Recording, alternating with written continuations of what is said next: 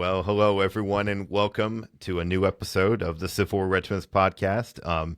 This is actually the first episode of a new season, so I'm excited about that because we have a wonderful topic tonight. But this is the first one after a 4-month break of sorts, and so I'm excited about this. We have a great new season ahead, and as always, the overall what I hope to accomplish with this is deep diving into various regiments and all aspects of the way of life for a regiment, whether it is a combat record, where it is a regiment's itinerary, or whether it's the formation of a regiment or the home front or camp life. And that involves, speaking of living historians sometimes, because we share that common knowledge about the camp life and what it would have been like to live and eat as a soldier. And then I get the privilege to interview authors and historians and teachers who have written books about regiments and various topics related. So there's more of that to come. I'm really looking forward to a lot of fun episodes ahead. But tonight I have a very special guest. I have Peter Vermilyea. He is from Litchfield, Connecticut, and he's an expert on all things related to Litchfield County, Litchfield, Connecticut during the Civil War. He's authored many books on the subject, including one that has just now been released. It's called Litchfield County and the Civil War, and it centers around the 19th Connecticut Infantry, which was raised there, which would later become 2nd Connecticut Heavy Artillery Regiment. And he really focuses on not only the aspects of the formation of the regiment, but also how it affects the home front and the civilian life and everything else in relation. And so Peter also, he is a graduate of Gettysburg College. He's a director of a student scholarship program at his alma mater's Civil War Institute. And again, he has written many books and articles, all primarily related to Litchfield County's history. And so without further ado, I'd like to welcome Peter to the show. So welcome, sir. Thank you for joining me. Thank you for having me, Stephen. It's great to be here. It's great to kick off the new season. Yeah. I forgot to mention that earlier. It's like, you have the privilege of being, you're the number one guest of the season. So and thank you again, because those who know me personally know that I love the Heavy Artillery Regiment. It's just I think they deserve a lot more attention than they get sometimes, and so I'm always excited when something new comes out in relation to them. And so I'm also excited to learn a little more tonight about the processes and the home front effect that a regiment has, and the people and the women and the children and the politicians back home, and and there's so much more. You know as much as I love giving attention to the men on the field, and they deserve that, but I think there is that growing interest now to kind of give some attention to the home front and the people involved there and all aspects there. But all that being said, before we dive into all that, I really do, Peter, like to begin with asking my guests to just tell us a little bit about themselves and what drew you to history in the first place. So please. Sure. I'm a high school history teacher in Connecticut with a lifelong passion for Civil War history that I think I can date it to my grandparents' influence. So my father's parents, his mother was the child of Italian immigrants, no roots in American history. His father was an orphan. He was orphaned at 2, grew up in an orphanage in Brooklyn, had no notion of his family history. I found out because I used to work for a company, and I did a lot of research at the National Archives, and we'd put in these pull requests. So I'd go and put in a pull request, and then I'd have to wait 3 hours. And in those 3 hours, you could do whatever research you wanted to for yourself, because you were just sitting there waiting. And I would pull every pension record and military service record that I could find with the name Vermilyea. And I found out, there were all these Vermilyeas in the Civil War, including 2 who were at Gettysburg, one with the 124th New York Orange Blossoms in the Devil's Den, and then one in the 9th New York Cavalry, sort of on the first day. Anyway, and within the last few months, I found out that my mother's second great uncle won the Medal of Honor at Port Hudson. But I didn't know any of that, right? Wow. And my grandparents didn't know any of that, but they loved American history. I think primarily because my grandfather was a World War II vet, and I think they were drawn to the history through that.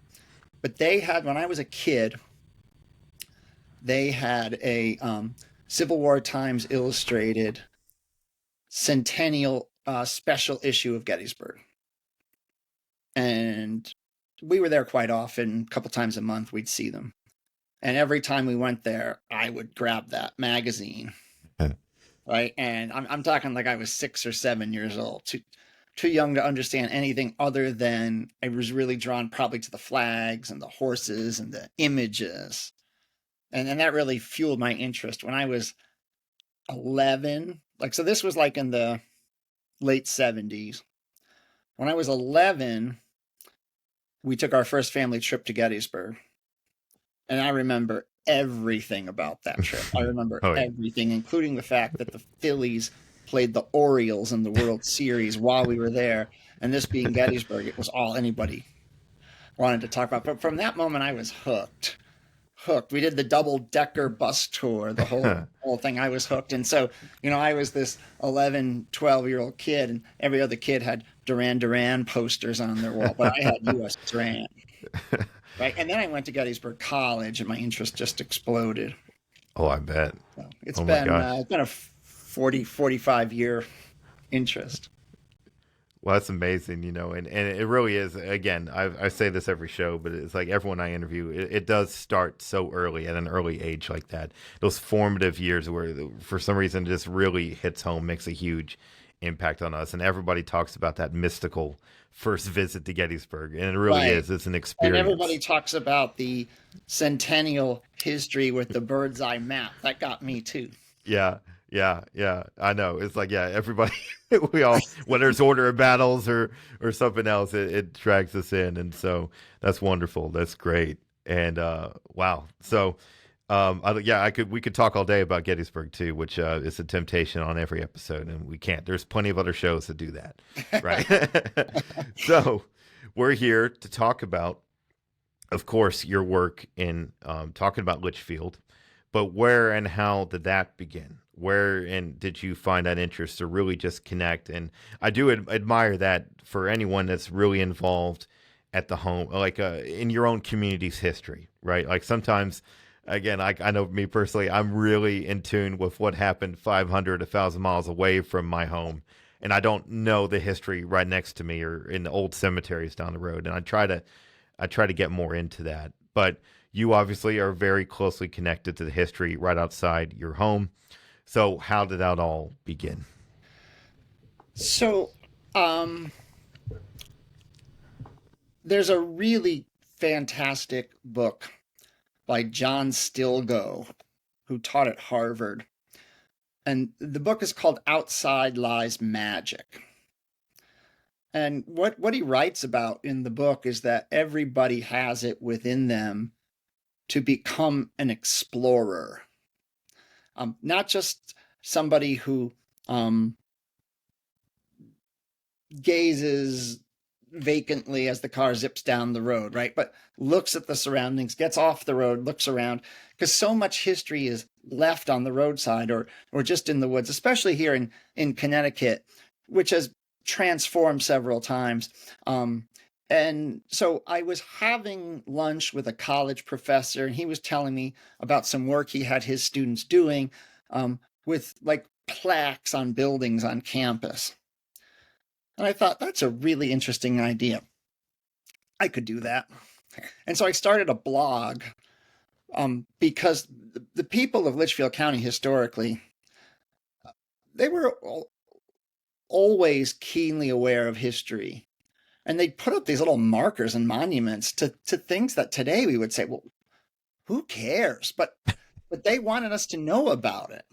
So I started writing about, on a blog, these little monuments, these little markers, the little, the old road beds, the names of roads, what do they mean, stuff like that.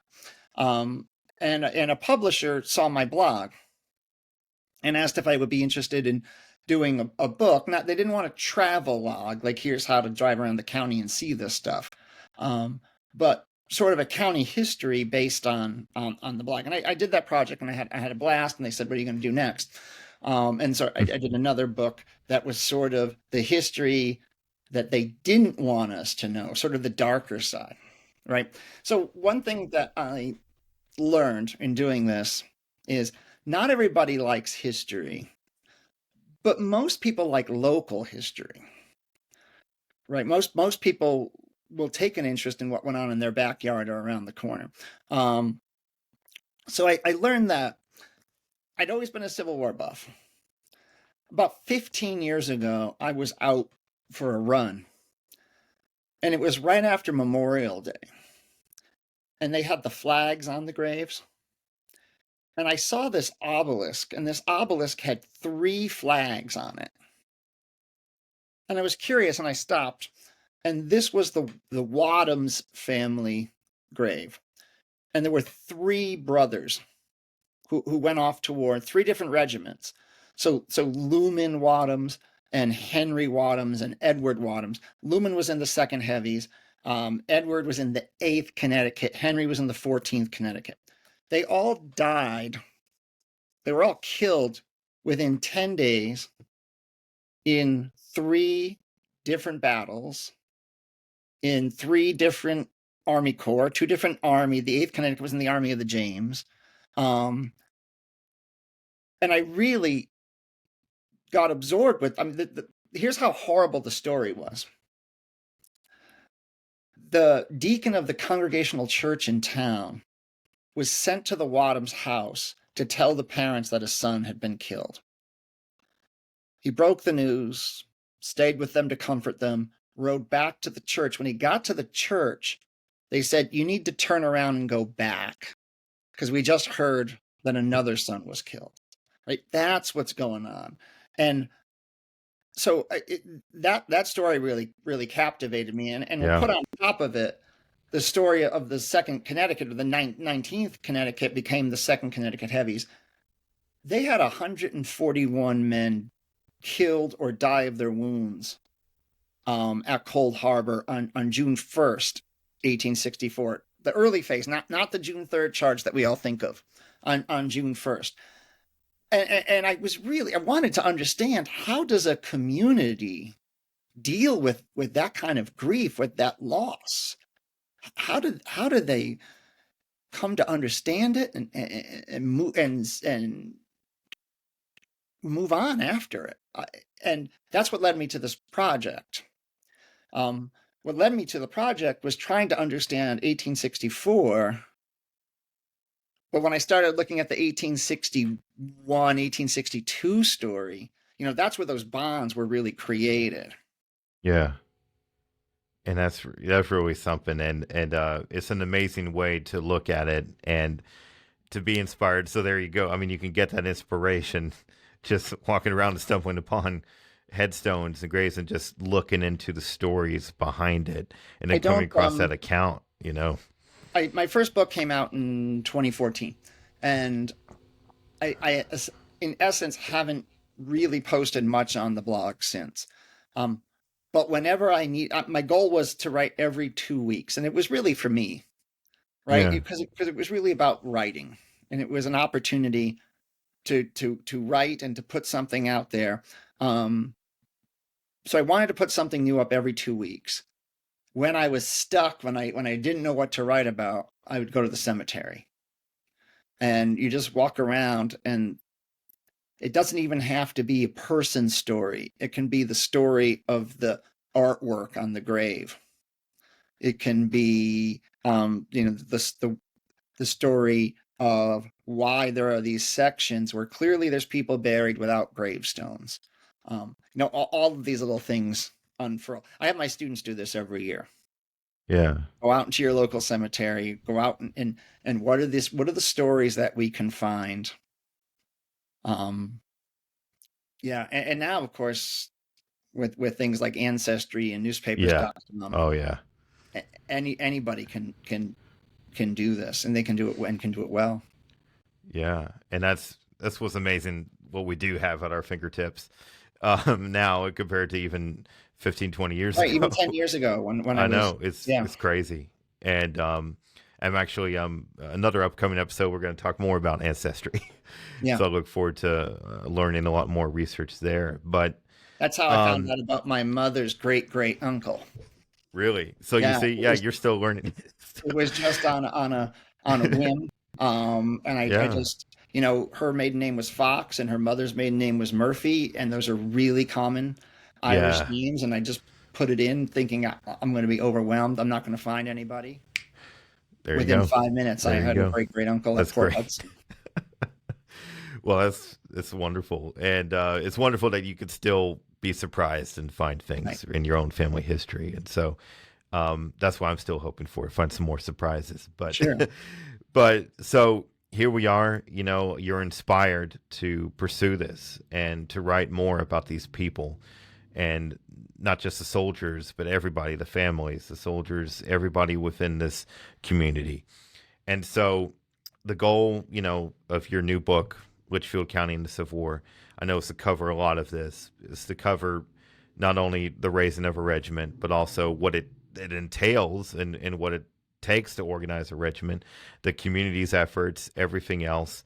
And so I know I joke. I'm sure a lot of people that listen to this podcast are familiar with a lot of the lingo, right? But at the same time, I like taking a back step for a minute. And so using, the 19th Connecticut Infantry that you discuss in the book, using them as an example, can you walk through some of those basic steps of what it took for a community to raise a regiment and the whole process of recruiting and organizing and everything? Okay, great. This is the question that's at the heart of this book. I think that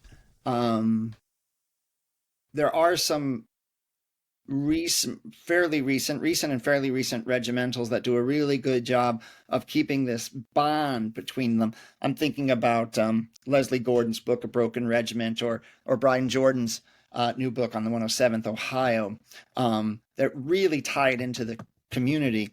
But I think too often the raising takes a chapter and then they're off, and then we don't see the community until maybe there's a homecoming. But I think there's extraordinary stories that really shed so much light for us. I talk to my students all the time about dates aren't necessarily important in history, but chronology is, and understanding the convergence of time and place. And that's what's going on here in Litchfield County. So, as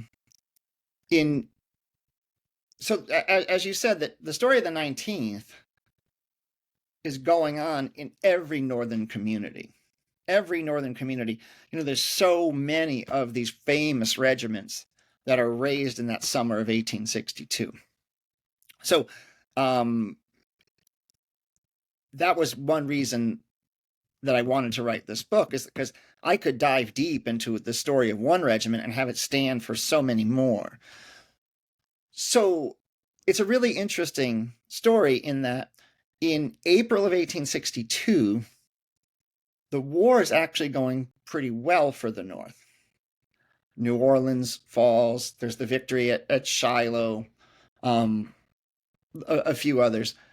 And the Lincoln administration decides to close the recruiting offices. We don't need any more men. We've got this covered. And then there's disaster. The Union Army starts taking enormous losses, maybe 50,000 a month. And we think of battles, but it's also diseases that are wiping out these regiments and sapping the Union Army of its strength. And they realize they need more men. But the Lincoln administration is terrified of the political ramifications of coming out and saying, we made a really big mistake. And so Secretary of State William Seward manipulates the situation with working with the northern governors. He gets them to issue an appeal, right? Ask Lincoln, as a gesture of patriotism, we would like to raise more men, but we can't do it unless you make a call. So he makes a call for 300,000 men to serve for 3 years. And, they make the quotas by states and the whole thing. But the recruiting doesn't go well. There's a little jump at the beginning, And then it doesn't go well because, in part, there had been so many calls before. So anyone who's motivated by patriotism alone and has no other obligations has had a year and a half almost to enlist.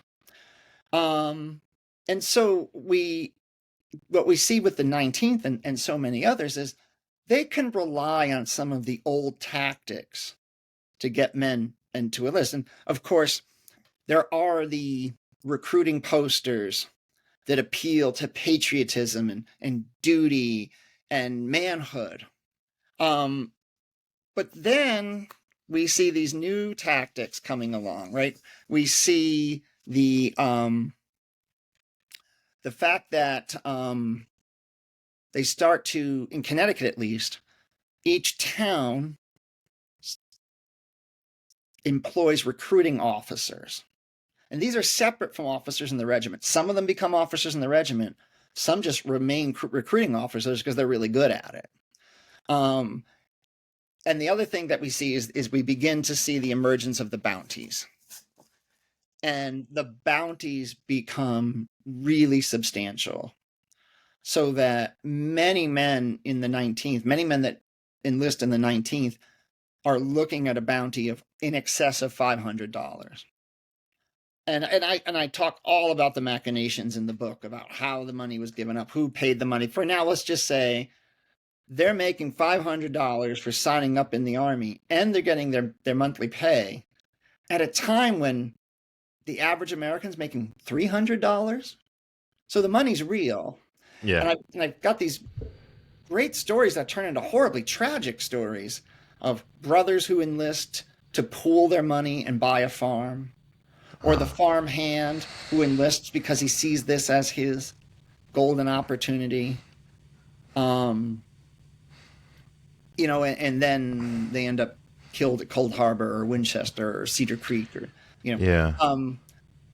So a colleague of mine said, well, are you saying that these men were mercenaries? I thought that's a really interesting question. And William Marvel has a really interesting book called Lincoln's Mercenaries, which I looked at quite closely in this. Ultimately, no, they're not mercenaries, because if the South said, we'll give you $750, they wouldn't run and join the Confederacy. Right? They're not mercenaries.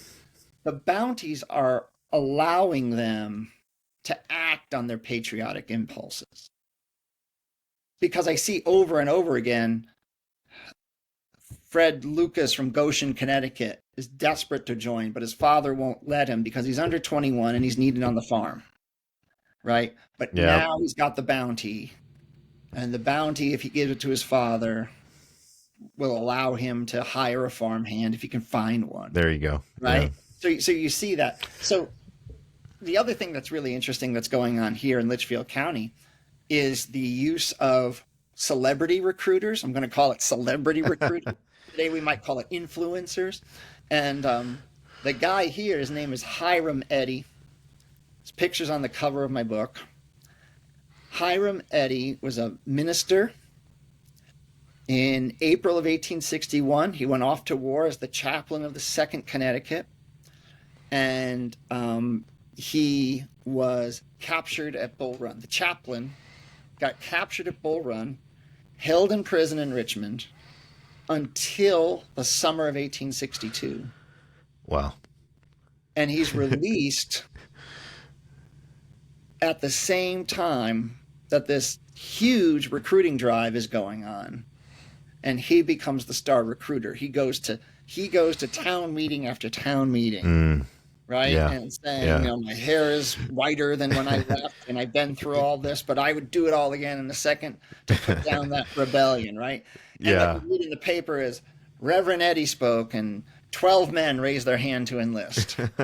Right? So you get that going on. And then the other thing that's going on is, and this is really important in the story, the fear of the draft. Yeah. They really start to think this is going to be the last call of a purely volunteer.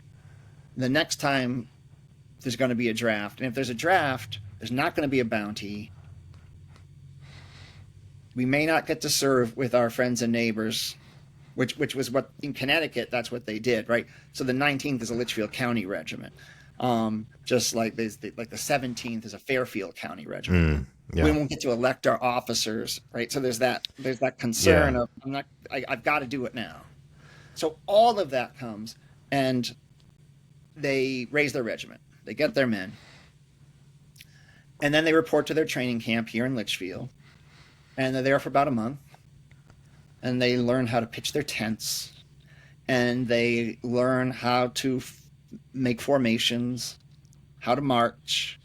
They get to know their comrades.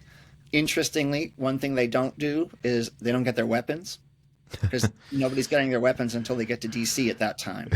Wow. A good friend of mine's working on a book on the 20th Maine, and the same thing is true of the 20th Maine. Nobody gets their weapons until they get to DC. So, officers learned their job learned what they were to do on their job. So did their quartermasters. About 10% of the 19th had served before. So there's some men who know what to do and a whole lot who don't. And what I find really fascinating when we talk about the community bonds, all of this is being done under the loving, watchful eyes of their friends and neighbors, thousands of whom are showing up every day. Yeah. Yeah. And they're bringing them baked goods and apples and butter and it's driving the officers crazy because they're smuggling liquor into the men. And we'll talk more about that, I think, in a couple of minutes. Yeah, I know where this is going. And then they get there, and then the moment of all moments is when they get their colors. And they're all marched into the center of Litchfield. And they have the speeches, and what they're doing is they're instilling all of the values of the community and all of the hopes and aspirations. And it's really important because the community has worked so hard to get this done. They've put up enormous amounts of bounty money. And all of this is just put into that flag. That's, the officers all say, I won't come back if it's not with the flag.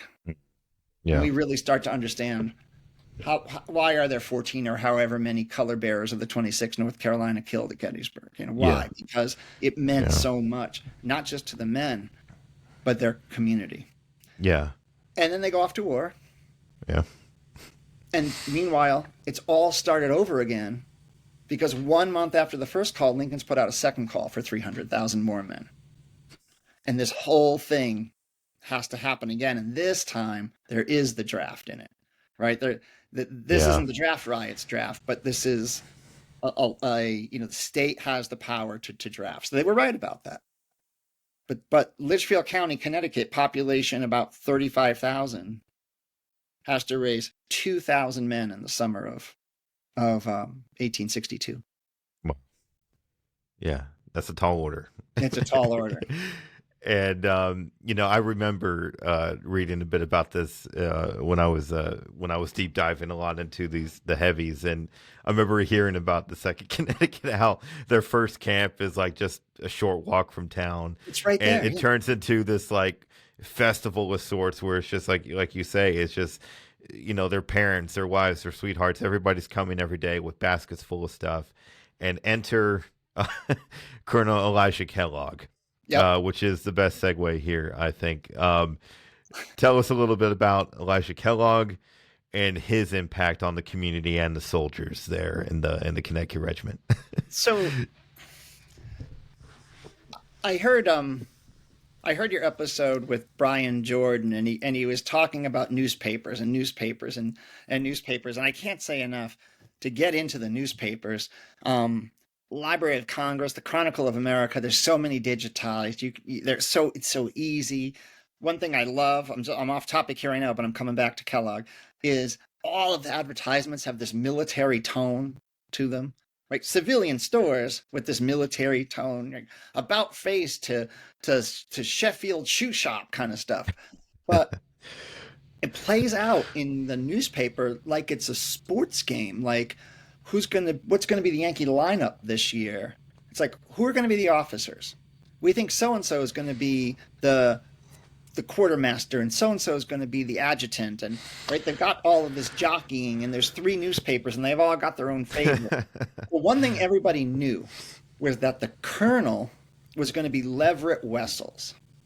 So Leverett Wessels is the sheriff of Litchfield County. He's the most popular politician, because they were elected sheriffs, most popular politician in the county. His brother's a general in the Union Army and a West Point grad. Wessels was going to pursue a career in the military, but was too sickly. Everybody knows Wessels is going to be the colonel because he's got the great attribute. He can get men to join. That's what being the colonel is about in 1862. This guy can get men to join. So the competition is who's going to be the lieutenant colonel. And we need somebody who, one, can really train men, because Wessels can't. And 2, this guy's going to take over the regiment, because everybody knows that Wessels is not going to be long for the war because he's ill. So they're talking about this guy, they're talking about that guy, and ultimately it's Elisha Kellogg who becomes the lieutenant colonel. And this is a fascinating character, right? His backstory is, he's born in Connecticut, but he travels the world with the British Merchant Marine. He's a 49er in California. He's an adventure seeker. He's wherever there's an adventure, you can find him. And then he marries a Connecticut woman and settles down and works at a machine shop. And the war comes, and he gets swept up in the fall of 1861. He joins the 4th Connecticut, which coincidentally becomes the 1st Connecticut Heavy Artillery. Oh, wow. Right?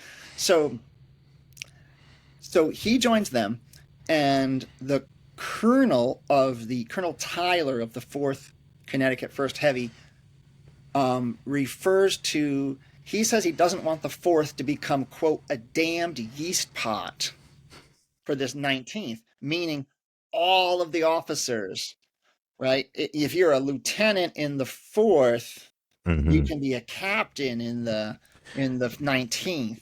Yeah. If you're Kellogg's the major, so he goes to be the lieutenant colonel. So they're taking a lot of men from that. So he shows up. They write that he shows up at the training camp with the mud of the peninsula still on his jersey, on his coat, and which is great. And immediately, this is like, they're all civilians. They've been there an hour, and this is nothing that they could ever have imagined. He is walking across the camp, probably upon his arrival, and he sees a soldier march by with a pipe in his mouth. And, he just explodes and knocks the pipe out of his mouth. And I think this is sort of the moment when they realize this is all for real. Mm-hmm. Kellogg, I think, is unquestionably a strict disciplinarian. The men at the time would call him a martinet.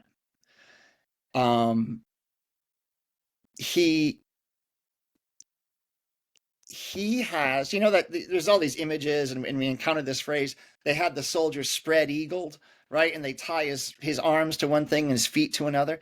He had a civilian spread eagled in the camp for bringing alcohol and selling it to the soldiers. Wow. Yeah. Right. And he, but he drilled this into him. And I think that the men were not happy at all with Kellogg until 1864, when they have their first real engagement at Cold Harbor. Yeah. And they're in a terrible spot, a really terrible spot. They perform really well. Emory Upton, in his report, right, praises them. And if you're getting praise from Emory Upton, you're doing okay. But Kellogg is killed. Yeah. Right, yeah. Kellogg's killed at Cold Harbor, and it's then that the men, right?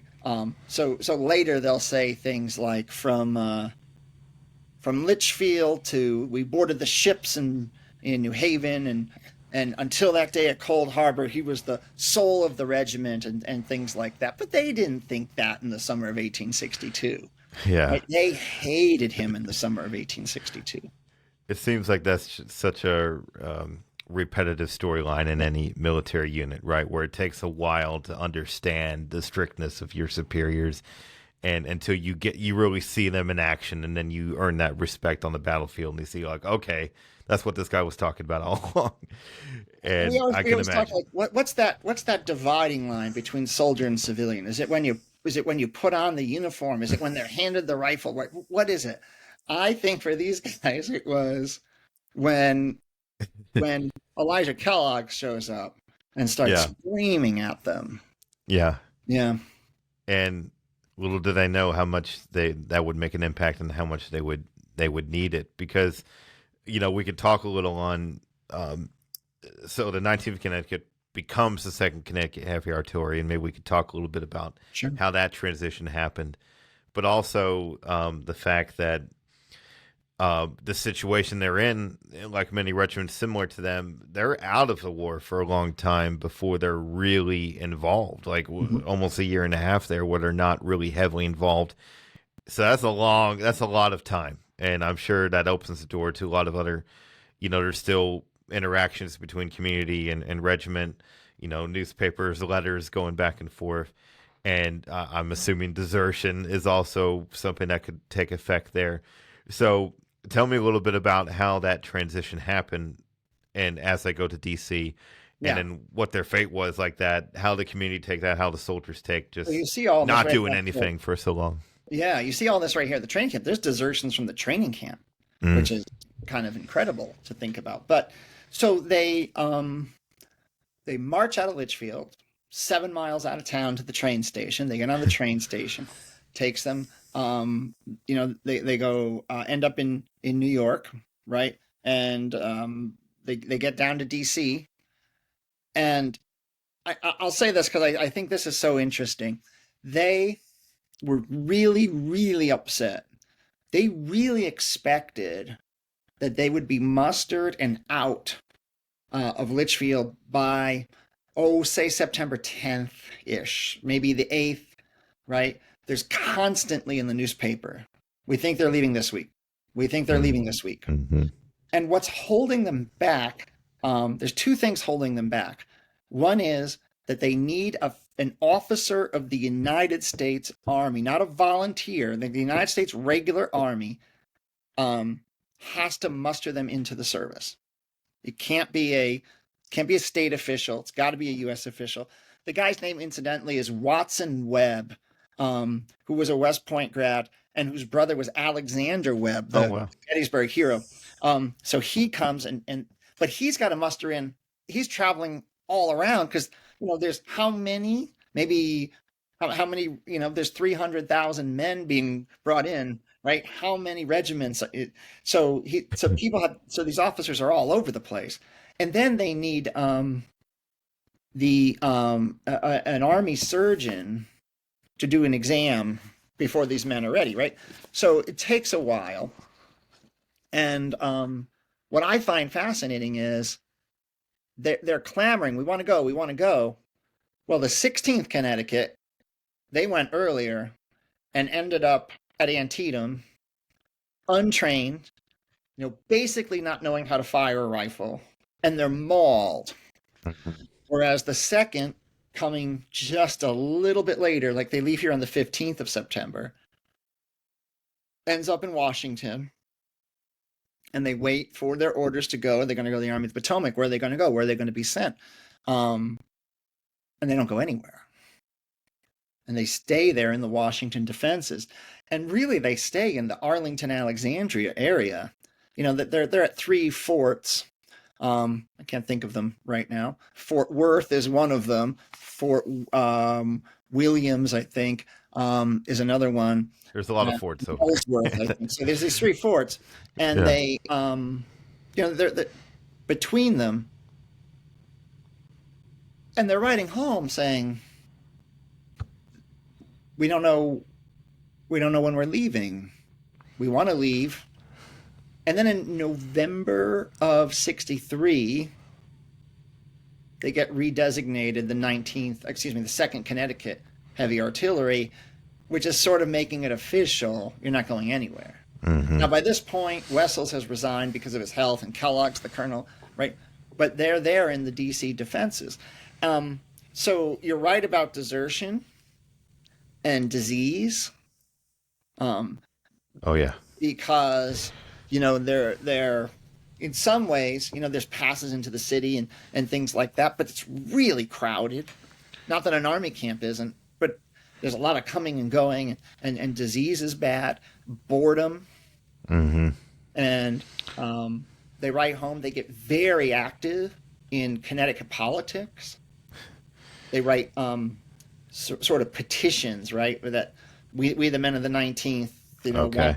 want William Buckingham reelected, and you people who were so proud of sending us off and who made such a big deal about us having to volunteer, if you vote for these Democrats, you're turning your back on us, right? They send these petitions back home, and then Grant takes command, and the Overland campaign begins, we were talking off air, Stephen, about learning new things from podcasts that tie into your research. And I just heard the other day about the, Grant, as early as the first day of the Wilderness, is saying, I'm going to have to pull troops out of the DC defenses to do what I need to do. So it's about the time of Spotsylvania.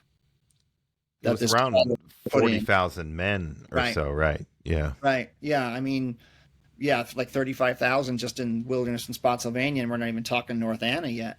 So they're sent on their way. They do join the army at North Anna, but too late for the battle.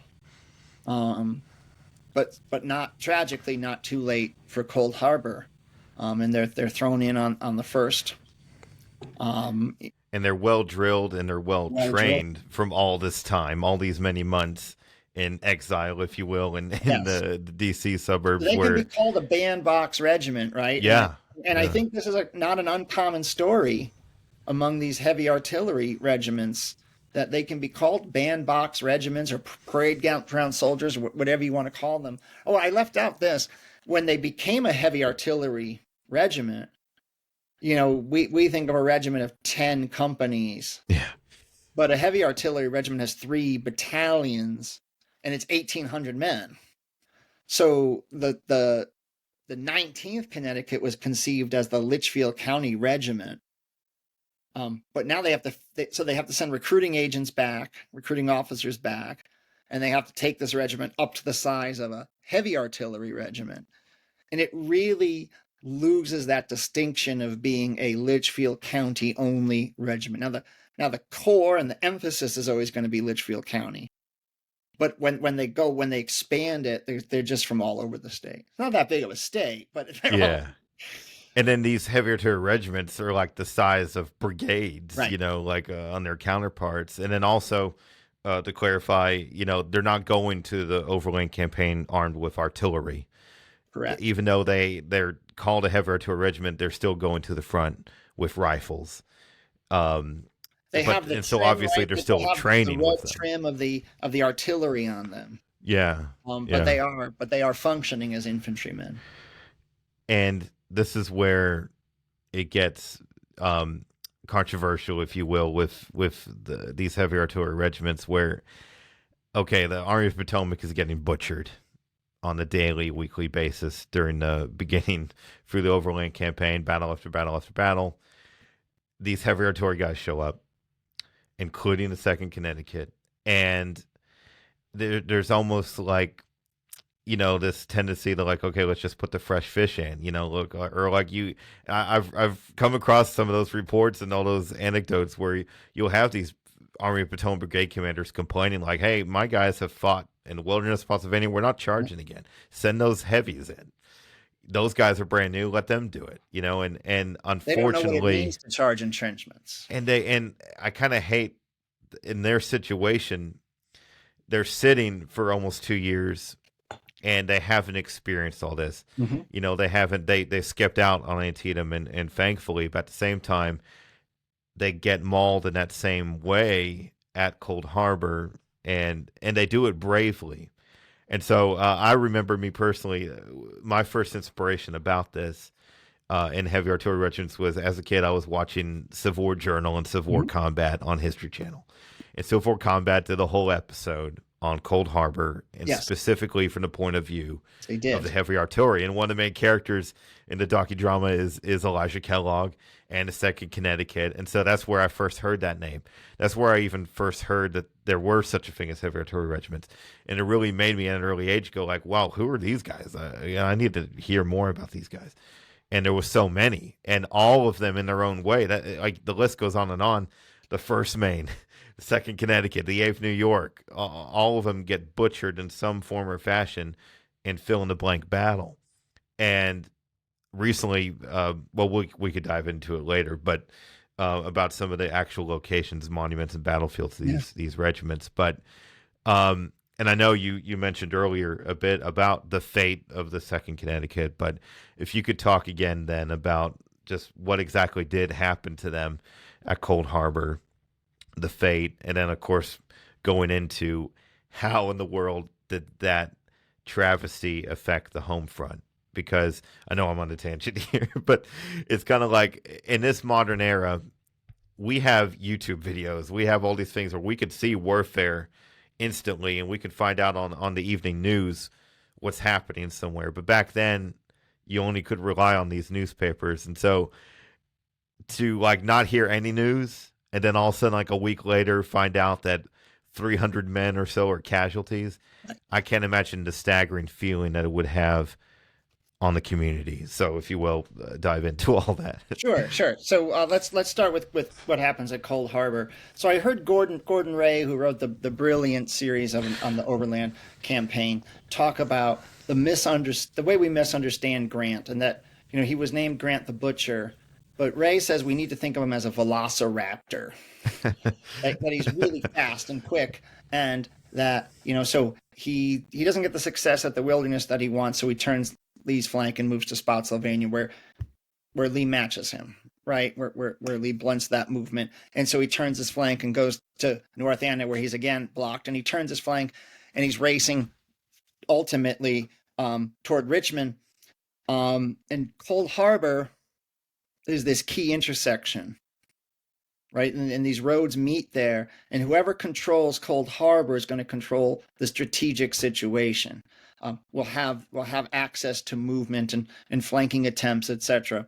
And so there's a race to get to Cold Harbor, and the Sheridan's there, and he seizes it, and there's back and forth, and he calls for infantry support, and Horatio Wright, who by this time has taken over for John Sedgwick, who's another Litchfield County guy, right?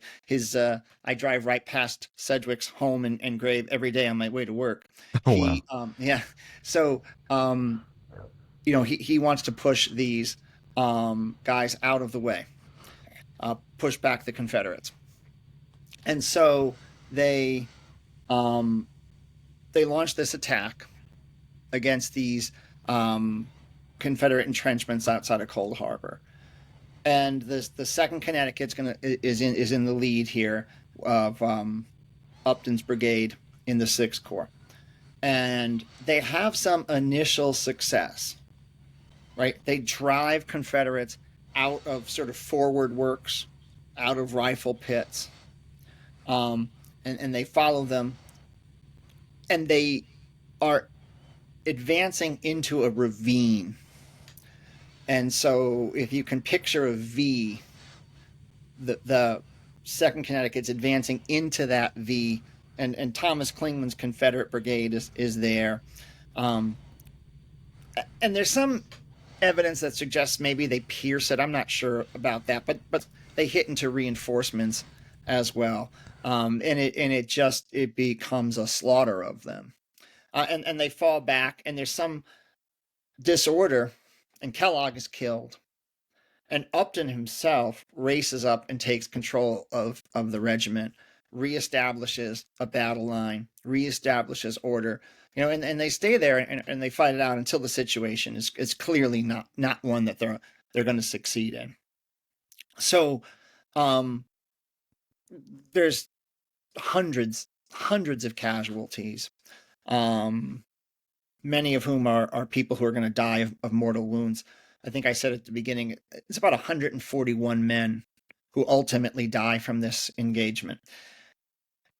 And what's really, I find interesting, that I really want to understand is, so these men, as you said, have been in the have been in the DC fortifications for about 19 months. And, the 17th Connecticut from Fairfield County, or the 14th Connecticut, they're fighting at Chancellorsville, or they're fighting at Gettysburg, or at Fredericksburg, or, all these other places. And this isn't happening with the 2nd Connecticut. Now, there's Litchfield County men in other regiments. There's men in the 5th Connecticut, for example. There's quite a few men in the 8th Connecticut.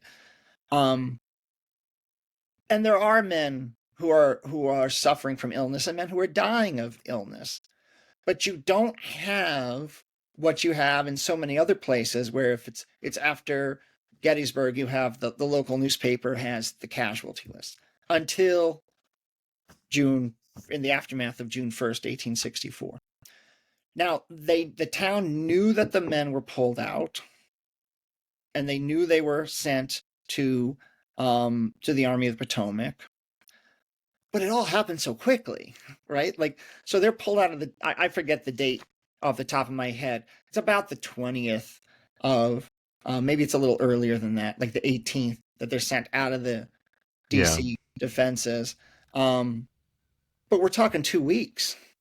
So within 2 weeks, they're in the DC defenses to 141 men dead. And you get, the letters that are coming home, they're horrible. What this town is having to deal with. And then you get the funerals. So one of the guys I'm really interested in is one of these 3 brothers, Luman Wadhams, that I mentioned at the beginning. And Luman Wadhams is a captain, and he has they have the means to transport his body back to Litchfield for a funeral. They have a funeral here at the Congregational Church in Litchfield, and they bury him in Litchfield. But so many of the men, they do not. So many of the men are buried in unmarked graves. So Wadham's funeral is, in a sense, a funeral for all of these men whose bodies didn't come home. The cemetery here, half a mile from where I'm sitting, has a section of Civil War graves with a drum and a engraving that says "mustered out," and they're in rows as though they're in military formation, and there's so many that say Private so-and-so killed at Cold Harbor, killed at Cold Harbor, killed at Cold Harbor, or died at Andersonville, things like that. But they're effigy graves, right? There's no one buried there. Those men are buried in unknown, unmarked graves, at Cold Harbor, Virginia, or wherever. So, it's something that haunts the community for some time. And yet they also have to move on because, there's more calls for more men, and the regiment moves on, and they continue to, support these men. The 2nd Connecticut, is at Cold Harbor, and then they go to Petersburg, and then they go to the Shenandoah Valley, and they're at 3rd Winchester, they're at Fisher's Hill, and they're at Cedar Creek. And they perform admirably in the valley. So they also get Ranald McKenzie for a little while. They get Ranald McKenzie as their colonel. Not quite like Kellogg. No, yeah, right. They're well led throughout, but they were. If we could say anything about Cold Harbor, if there was any good to come out of it, they learned very quickly about being under fire. and how to react on a battlefield. And they performed very well to the end of the war. Yeah. And it's really like, it really does seem for a lot of these heavy artillery regiments like the Cold Harbor battle was their one and done almost. I mean, yes, they serve in all these other campaigns, but not quite on that full scale, it seems. Sometimes, like I think of the First Maine at Petersburg, and Right. it's almost like they can't even function as well after that. I mean, they're engaged, but could you talk a little on, I'm sure you have plenty of anecdotes, but like in that aftermath of Cold Harbor, more like what was the sentiment? Like if you have some examples of some soldiers' personal sentiments afterwards, and then also a family or loved one at home and what they felt deep down about this sacrifice. And like you say, it is unique compared to other. Yeah. Because, Gettysburg campaign is all over the news. You have all these things are all over. The Maryland campaign is all over the news, headlines everywhere. But when it comes to this, like you say, 2 weeks, everything just changed in 2 weeks. And so by the time some of these letters are coming in, I imagine like they're getting letters saying, hey, we're going to the front. And also next thing you know, you're getting a letter now that has a list of casualties and all that. But right. And so every week in the newspaper, and, so Litchfield County had 3 newspapers, and they came out on Tuesday, Thursday, Friday. And so Tuesday, Thursday, Friday for a few weeks, it's stories about Cold Harbor. And we just got word of these casualties, and we just got word of this person who died of his wounds, and that sort of thing.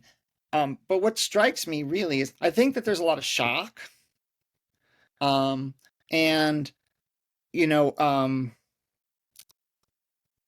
when they get to Cold Harbor, I'm trying to remember how it went. Luman Wadhams wanted to go see his brother, and I forget which one, but when he got there, learned that his brother had died. Now, this would not have been at Cold Harbor. This would have been at North Anna. And there's some of the men remark on how much that affected him. And we see the same thing happen in the wake of Cold Harbor. Men are writing about Luman Wadhams. He's was the most perfect soldier we ever knew, etc. And I think there's a sense that if it could happen to him, it can happen to us. But as I said, it's, within a few weeks, they're there in front of Petersburg, and then they're in the Shenandoah Valley. And unlike Antietam or unlike Gettysburg, the action never stops in the summer of 1864. So there's always another battle to report on. There's always a new casualty list. But you asked about civilian reaction. The congressman for Litchfield, his name was John Hubbard, and he lived on the main drag, a quarter of a mile, not even a tenth of a mile from the town green. And his house was the center of information. So people believed, it's not like he had a phone or anything, but that he had information. That was the place to go. And so when they started getting the word about the tragedy at Cold Harbor, people started gathering at Hubbard's home. And so they would get a telegram, and these people are casualties. These men have fallen. And there was a woman from Goshen. So Goshen's about 8 miles up the road. There was a woman from Goshen who stayed late into the night and decided no news is good news. And she went home. And as soon as she left, the telegram came in that her husband was among those who had been killed. And that's the kind of story you see, right? That's the kind of story. And I think ultimately, I got into this project because ultimately, at some level, I want to tell the story about how interconnected the soldiers in the community are. The soldiers might leave, but those bonds aren't broken. And the soldiers are impacted by the fighting, and so is the community. And the communities are impacted by the politics at home, but so are the soldiers. When they're recruiting the men in the summer of 1862, the soldiers are the men who are at war, whether they're in the 8th Connecticut or the 11th Connecticut, they're writing home saying, I want you to send me the roster as soon as you get it of all the men who've signed up for the 19th, because I want to know who the heroes are and who the cowards are. Right? So they're invested in their community. Yeah. And that doesn't change. That's something, I do think something you touched on earlier is the uniqueness of their situation where, yeah, they are in garrison for so long, and that gives them a lot more time to strengthen those bonds with the community, right? Yeah, it might lull them to sleep, whether it's politics at home or riding back and forth, boxes from home, and, and like your average regiment on Potomac that's fighting every few weeks, those guys, yes, there's connections with every regiment in their communities, but even more so those garrison units they had a lot more time to kind of strengthen those bonds, it seems. And wow, it's really it's almost like unbelievable. And I know I mentioned earlier, and I had the fortune recently of going to a lot of these sites where these things happen. I got to go to Cold Harbor just 2 years ago. In Petersburg, in the same day, actually, I went to Petersburg and Cold Harbor. In Petersburg, I got to be on the very ground where the 1st Maine Heavy Artillery had their famous charge, and a beautiful monument there. And it was a cold, bitter cold, windy day in January when I went, and you could still, even in Petersburg where that happened, there was that stillness in the woods, and there was that darkness in the sense that you could just feel like something happened here like that. Yeah. And then you see the plaques with all those many, many, many names of the killed and mortally wounded, which is horrendous. And then we travel from there to Cold Harbor. And that's one of the battlefields I've always wanted to go to. And it's small compared to all the battlefields that get all the visitation all the time, right? I don't think Cold Harbor gets near as much visitation as so many others do, but there's only a handful of monuments there. But there is a small, little, simple monument to the 2nd Connecticut there, and I was blessed to be able to see that, and also, it goes without saying, the Cold Harbor National Cemetery, right? And which I want to say there's very close to several thousand buried there. Yeah. It's right there. It's just down the road, and that was a moving experience just to see that, and so many. Those are unmarked graves by the hundreds in there. And so I ask you, have you been to any of these locations, the actual battlefield grounds, visited these cemeteries like that and the battlefields? And what was your thoughts and reaction upon visiting some of these sites? I have. So I've been to Cold Harbor a few times, doing research many years ago. My son was 3. He's now 24 at the end of this week. So he was 3. Wow. And we got there early in the morning, and they asked if he would raise the flag, the little 3-year-old. He raised the flag at the visitor center. And I've been a few times since, but I have this very similar feeling to what you just described. And for me, there's the monument there, and the monument was put up about 20 years ago, I think. And I had some good friends who were very active in that work. God bless them for doing that. What I think is so evocative is to get into the woods behind the monument, because the monument's at their jumping off point. Mm-hmm. And you get into that woods and you feel the ground, and you can feel the undulations, and you know what's up ahead of you, and you know that they didn't know what was up ahead of them.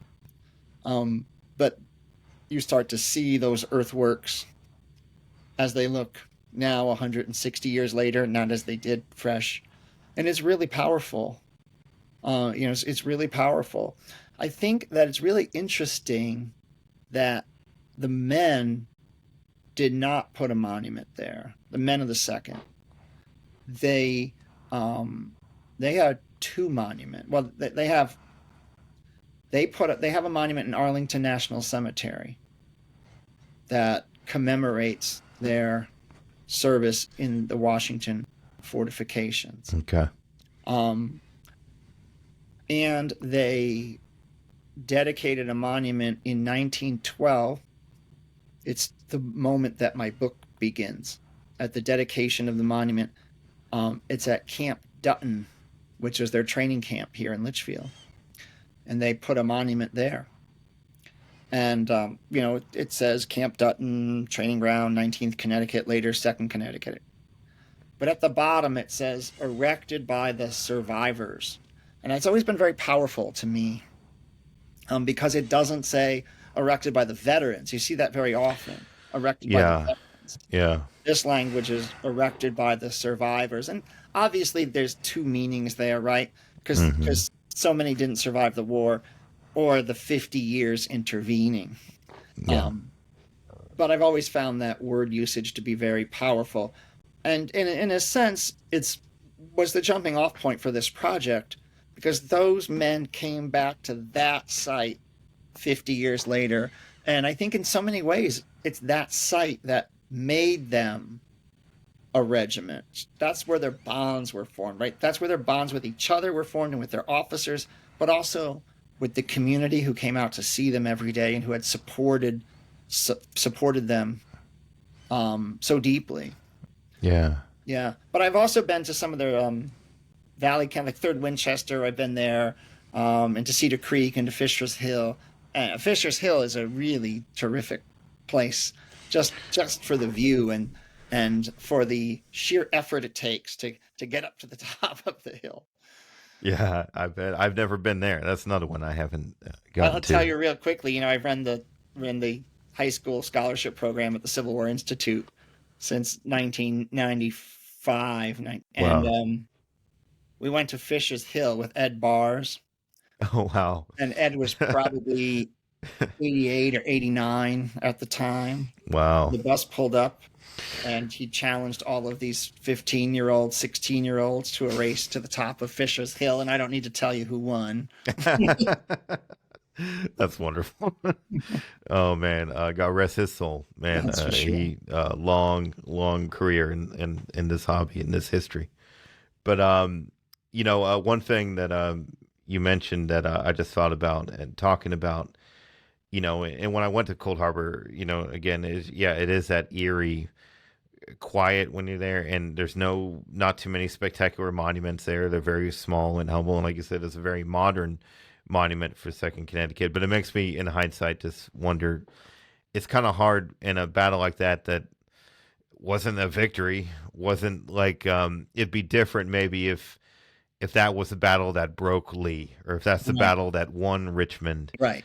There would be that incentive to be like, okay, there was meaning behind that deep sacrifice. But sometimes in those bitter times of the war, when it's just, what they call, I guess, a war or murder kind of thing, like when you have that devastating loss, almost like a World War I type, it feels like World War I battles where you're just losing hundreds of men over inches of ground. So you lose that. I mean, it's not like a Gettysburg glory moment, and so sometimes, you wonder, like, the veterans don't think to put a majestic monument there when, you almost have those darker feelings into it. And so, but I'm glad, very thankful somebody did acknowledge many, many years later, because they do deserve that, and it needs to be remembered what happened there, because otherwise it just looks like a bunch of trees and fallen logs and leaves. And I did exactly what you did too. When I visited the monument, I had to go walking in the trails beyond it, beyond that marker, because you did want to kind of just try to just hone in on the feeling of what it was like. And it is incredible. Again, thank you so far for all of this great work and your insights here. And we're getting to the wind down now, and usually one thing I like to ask as we wind down is I want you to plug your own projects and where our listeners can find your works and your books, but also what recommendations would you have for anyone wanting to learn more about Litchfield, or even more about Heavy Artillery Regiment? Maybe list some books that inspired you, Mhm. and also for anyone that maybe in your region, if you could even name drop some historic sites of interest that you would recommend visiting yourself, or anyone interested in learning more. So please Sure. share whatever you like. So my book is Litchfield County in the Civil War, and it's a micro history of 2 years, but in reality, 2 months. A real tight focus on the 2 month period, in July, August, middle of July to middle of September 1862, looking at the formation and training of a Civil War regiment. And it's available on Amazon.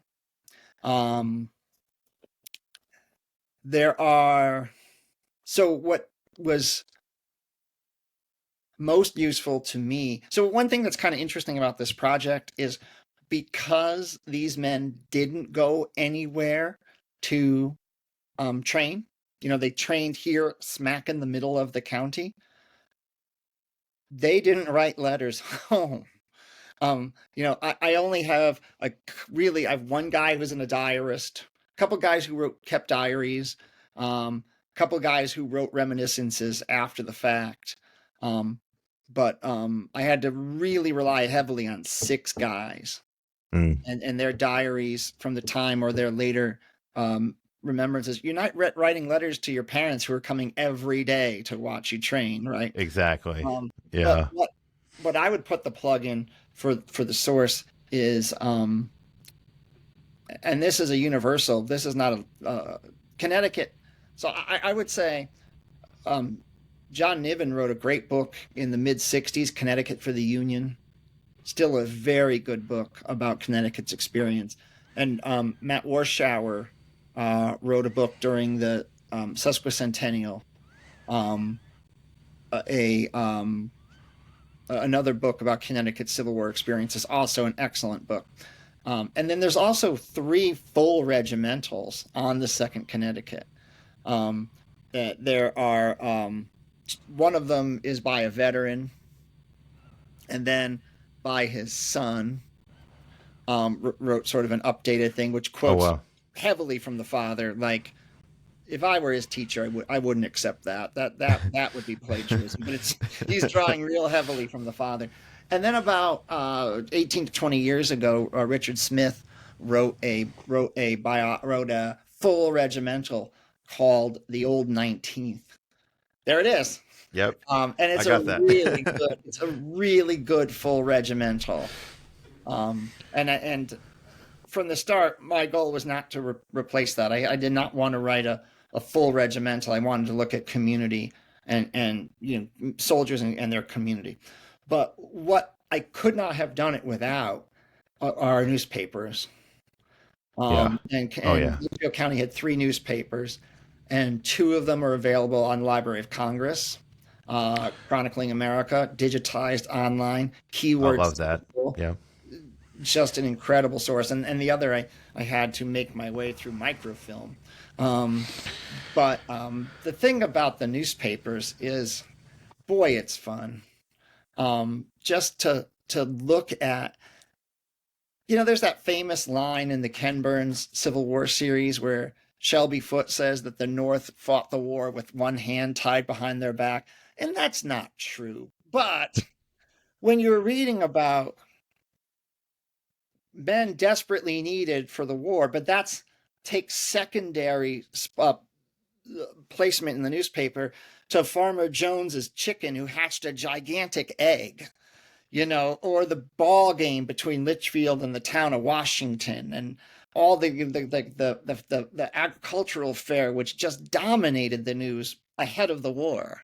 It's fascinating to look at the war as people from the time were looking at it, in the context of all the things from their daily life that were still there, that just didn't go away. The weather and the barn that got hit by lightning and Yeah. and things like that. And as I said earlier, the advertisements are just terrific.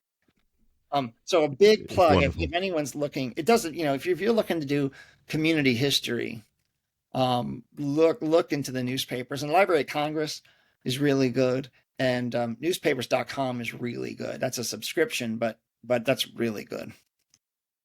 Awesome. Thank you for that. And I'm about to sign up for newspapers.com myself because, I purged all the free stuff so much that unfortunately the deeper you need to dive involves microfilm and paying subscriptions. So that's But just it's how one it of goes. those sources, like, we say, well, what is there still to learn about the Civil War? Well, there's a whole lot in those newspapers that Mm-hmm. hasn't really been accessed because they're too far away or they're too difficult. It's too time consuming. But with the digitization, the other thing I'll say real quick is we rely so heavily on the letters and the diaries and stuff, and we get a stilted view of the war as a war fought by literate soldiers. And when you get into other sources, new soldiers come to light. Yeah. Right. So, Yeah. in one of the regimentals, Theodore Vail wrote the first regimental, and he talks about how the Second Connecticut, or the 19th, was, quote, the flower of her youth. Her meaning Litchfield County. It was the flower of her youth. And this wasn't a regiment of people who wanted bounties, and this wasn't a regiment of people who didn't have jobs, et cetera, et cetera. These were patriots. No, they were pretty much a reflection of the county, right? If you look at occupation and literacy level, they're really a reflection of the county. It's just that depending on who you're hanging out with and recollecting and what you're reading, you get a different sense of that. Yeah. And and unfortunately, it seems that with newspapers, especially, it takes, when you dive into history, it takes like a good 20 years sometimes to really appreciate it. Because I know it's like, unfortunately, like I wish people would go there first, but like it took me a long, long time to pursue it and understand the value with it, because it took me, the more you dive into history, the more little cookie crumbs and trails that you find. They're like, oh my gosh, this resource is invaluable, this and that, and it broadens the whole picture. So yeah, please pursue Absolutely. that, anyone listening, because it is, in this digital world we're in, there are a lot more accessible things now, and so I take live full in advantage two of that. worlds, right? I live in the world of the high school teacher and the world of someone who does a lot of public programming on history. And what I hear all the time in the public programming is, I didn't like history when I was young, but I do now, right? So there's this lag. There's this lag of when people jump into it. Yeah, there sure is. Mhm. And as we close, I know, would you recommend any like museums or historic sites in Connecticut or anywhere, or even it could be a personal favorite too of yours, that for people to visit and try to check out to learn more? Yeah, so I'll give you three real quick. Two are here in Litchfield. One is that you can go to Camp Dutton and you can see the monument to them, which is worth, if you're here in town and you're a Civil War buff, it's worth seeing. But Camp Dutton itself is private property, so we want to Mm-hmm. respect that. But the Mm-hmm. mustered out cemetery plot is really moving. It's a really powerful place, to look at the sacrifice and also to think of it as how the town is dealing with its loss. And the Litchfield Historical Society is first rate. It is a terrific museum. It also is, it owns and interprets the first law school in the United States, Tapping Reeves Litchfield Law School, which Aaron Burr went there, John C. Calhoun went there. 10% of all members of Congress in the first 10 years of the United States went Wow. there. I don't know how many justices in the Supreme Court. It's a great, great place. So the Litchfield Historical Society. Mm. And then about an hour from me is the New England Civil War Museum in Rockville, which is a wonderful, wonderful institution with a really interesting collection, very eclectic collection. some things that you're just not going to see other Wow. places in their collection. And we're really excited because Seth Plum was a Litchfield soldier. I quote him heavily in my book. His letters are here at the Litchfield Historical Society. And he was in the 8th Connecticut, didn't survive the war, but his uniform, his full uniform, is coming back. And it will be on display at the New England Civil War Museum in Rockville. Well worth a visit to any Civil War buff who's in Connecticut.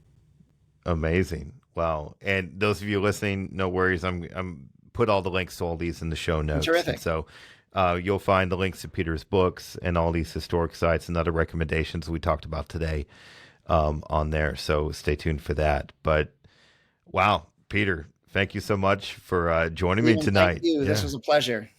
Yeah, this is great. And again, this is a topic that's passionate for me. And so this was the best way for me to kick off a new season. So I really appreciate that. But those of you listening, I thank you for tuning in. And please subscribe to the podcast and share it with your friends and fellow history buffs. And stay tuned for more episodes in this new season.